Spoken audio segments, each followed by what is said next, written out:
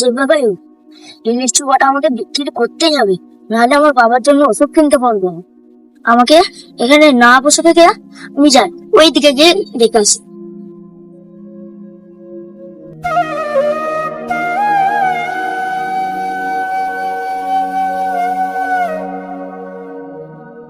আপু, লিচু নেবেন? লিচু খুব মিষ্টি মিষ্টি লিচু আছে, নেবেন?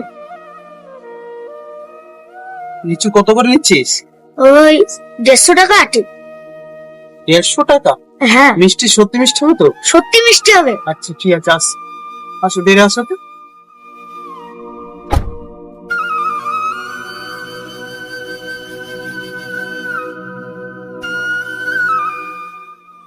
বলছে তাহলে খেয়ে চেক করে দেখি নাকি? হ্যাঁ দেখি। তাহলে চেক করে দেখছি না? হ্যাঁ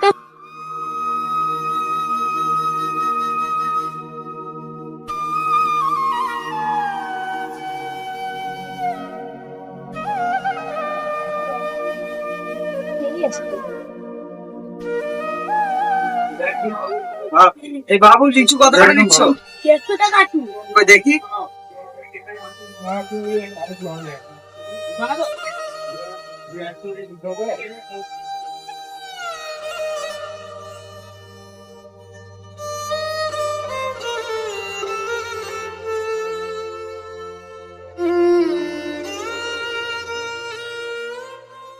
আচ্ছা ভাই, তোমরা এটা কি করছো?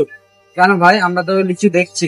লিচু দেখছো? আমি ওখান থেকে তখন থেকে দাঁড়িয়ে দেখছি তোমরা এই বাচ্চারা লিচু বিক্রি করতে এসছে, তোমরা লিচু চেক করার নামে একের পর এক খেয়েই যাচ্ছ। এ কেমন লিচু চেক করা ভাই? আরে তুই কিছু বলছিস না? আরে বলবে কি করে?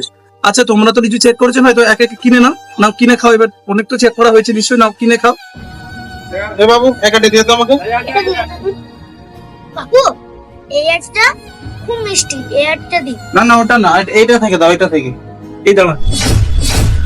আচ্ছা ভাই, এটা থেকে নয় কেন? ওটা থেকে কমে গেছে না, সব চেক করলো এটা থেকে। ও কমলো কি করে ভাই?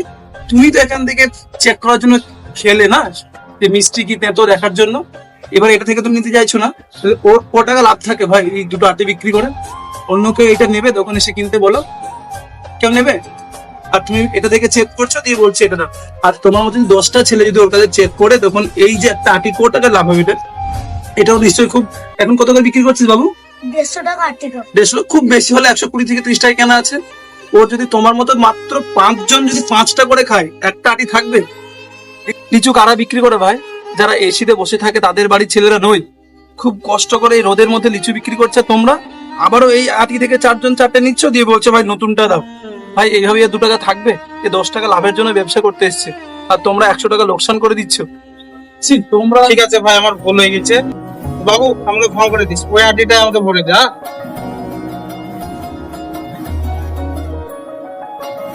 দেখলাম।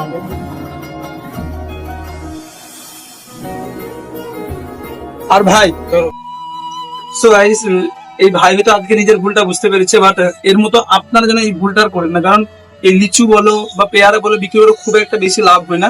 চেক করার নামে অযথা নষ্ট করবেন না। খুব কষ্ট করে মানুষগুলো রোদের মধ্যে বিক্রি করে। তো প্রত্যেককে বলবো, আমাদের উদ্দেশ্য এটা যে গরিবদেরকে সাহায্য করবেন, তাদেরকে মারবেন না।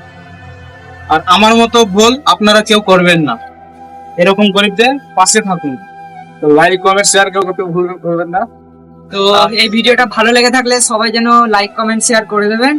আর দেখা হচ্ছে নেক্সট কোনো ব্লগে। ততক্ষণ ভালো থাকুন, সুস্থ থাকুন, পরিবারের খেয়াল রাখুন। চলো।